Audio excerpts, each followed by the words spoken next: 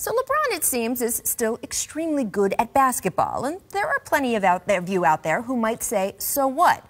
Or as producer Kevin here at The Jump likes to put it, Beyonce is pretty, film at 11. But what's fascinating is one of the major reasons why we're seeing what we're seeing right now. Why at age 32, he is still as good as he was 3 or 4 years ago when he was supposedly in his physical prime. LeBron has what is called an eidetic memory, or what some people like to call a photographic memory. And if you have spent any significant time around him, it borders on spooky.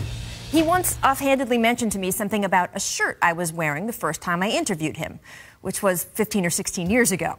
He can tell you the exact meal he ate at a restaurant that doesn't even exist anymore, and trust me, you do not want to argue with him about a line in a movie.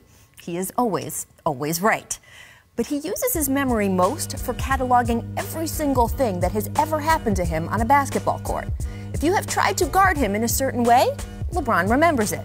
He also remembers how often it worked, when it didn't, and why, and all of this is just available to him on the surface of his brain without him having to dig for it.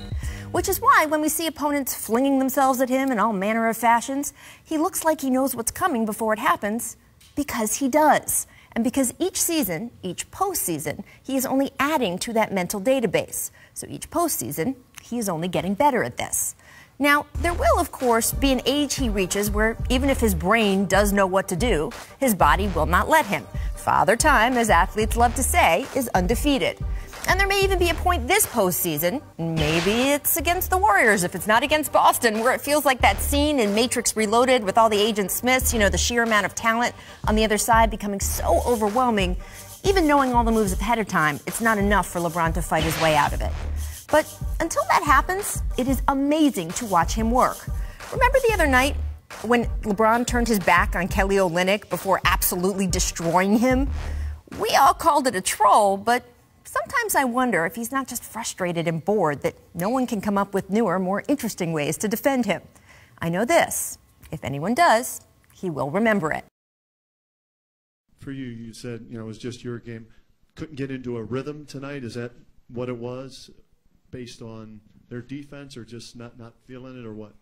No, it was just pretty poor. I mean, what do you want me to say? Seemed like you only ask questions when we lose. It's a weird thing with you, Kenny. Always come around when we lose, I swear. Yeah, okay. LeBron, do you remember the last time you lost a game in the first round?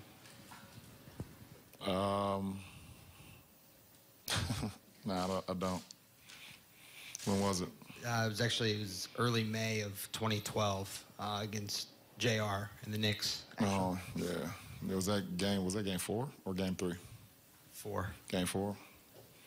JR had a nice move that game, too, by the way. I think he had like a windmill dunk on the baseline. Yeah. We won that in 5, though, right? Absolutely. Appreciate it. You, as we've